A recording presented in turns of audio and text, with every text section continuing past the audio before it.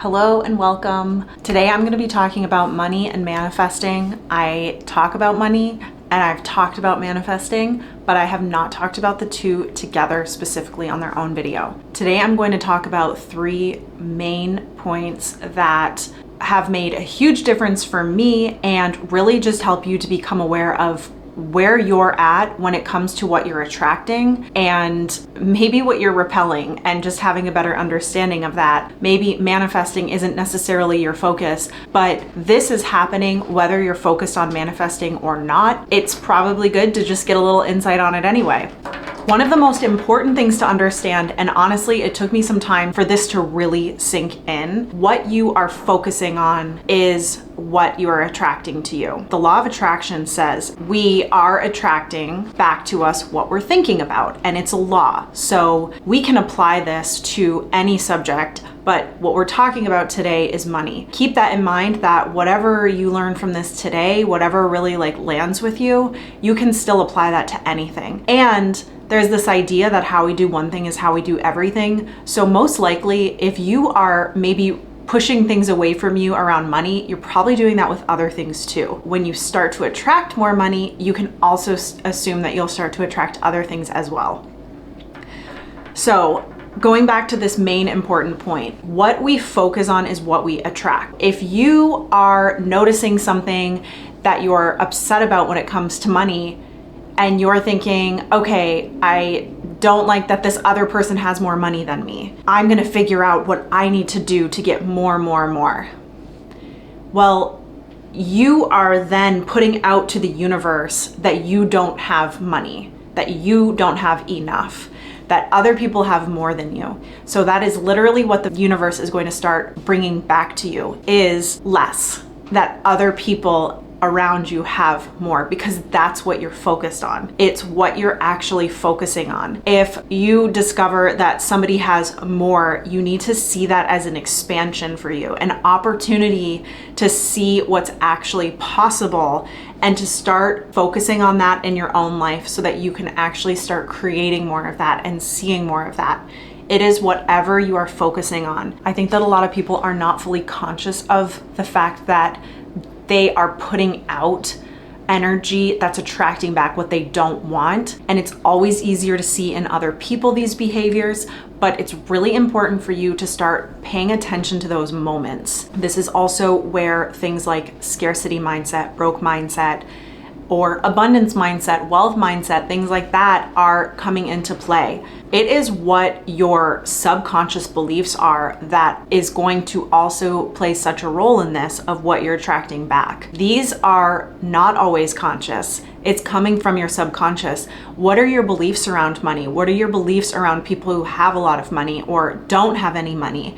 You need to start really being able to become aware of those things to start understanding how you are actually attracting money or pushing it away. Because your beliefs around that, what is going on in your head, it's what you're repeating to yourself, that's what your thoughts are, and therefore that is what you are attracting back to you. So you need to get clear on that and start to lean into that abundance more than the scarcity. A second thing is, and I kind of talked about this in the first one, is really becoming conscious of how you are seeing the people around you and their money and your feelings around it, and how you are feeling in regards to the things outside of you with money. Do you feel a lot of jealousy? Do you feel a lot of envy? That is what you're putting out. And that is connected to what your beliefs are. Even if you would say, oh, I don't actually believe that, you need to start really paying attention to what is at the root and how you're feeling about these different experiences and situations. You need to really become aware of how you're feeling inside and how you respond emotionally to seeing money in the world around you and what your relationship is to that. Does it cause stress? Does it cause jealousy? Does it cause anxiety? You need to actually look at those feelings and understand what those are about and why you feel them in the first place, and start to rewire those. And now the third thing that is so important, and this is true for everything, is becoming conscious of the fact that every single person around you, every experience, everything that you see is not a reflection of them. How you feel about someone else having money or being wealthy or not having any money, your feelings of them and their money has absolutely nothing to do with them.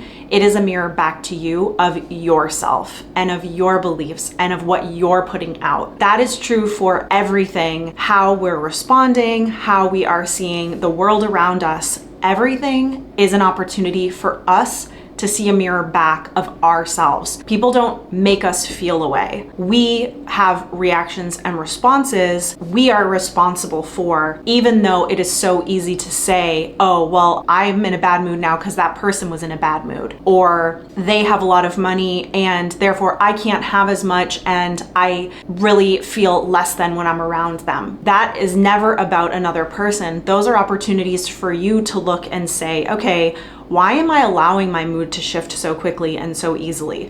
Why am I allowing myself to think that I am not as worthy, that I am less than, that because they have that, there isn't enough for me? It's about understanding every experience you have is a mirror back to you. And a way that you can start noticing it is like the second thing I mentioned, recognizing your emotions. When you feel emotionally charged about something, those are going to be your first areas to start looking at, because that's where you have the strongest emotions, the strongest beliefs, and that is ultimately what you are putting out. Therefore, that's what you're receiving back. And that is what manifesting is all about. It doesn't matter how many affirmations you say, which are very important and super helpful, but if that's all you're doing, then it cannot make up for what you're really feeling inside if you're really coming from a place that is ultimately in scarcity and lack. All right, I've got to tell you a little manifesting story. I switched my wallets months ago. I mean, almost a year ago now. I went to look in my wallet the other day. I never carry cash. I opened up my wallet and I had $184 in there in cash. I have no memory of how I got this money. I don't know how I would have forgotten that much money in my wallet and that it was just there. So anyway, I see this as a major manifestation and such a sweet surprise and just such a reminder that I was in the flow. And one of the tips I want to also leave you with is that I believe that that came to me because I'm clearing my energy and I am focused more on abundance, but I'm also not obsessing over what I expect to happen, because when we do that, when we create these ideas, oh, this has to happen, this manifestation, we often approach it with an energy that is rooted in lack, as if it hasn't happened yet. So set that intention and then trust that it's on its way to you, and know that it will come, and it will come in all different forms.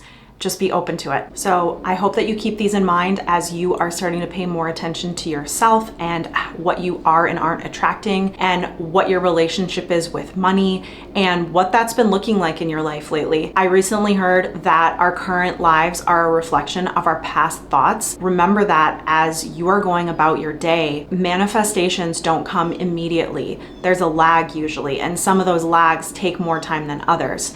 So where you're at today and what your thoughts are creating your future. I'm really excited for you to apply these and start being more conscious of how you're manifesting and being able to bring more in. And remember that what we give is what we get back. Always leading with a giving spirit and knowing that there is always enough for everybody is what is going to keep you moving forward and creating more abundance for yourself and the people around you. Thank you for being here with me on this really fun and exciting topic of manifesting money, and I will talk to you next time.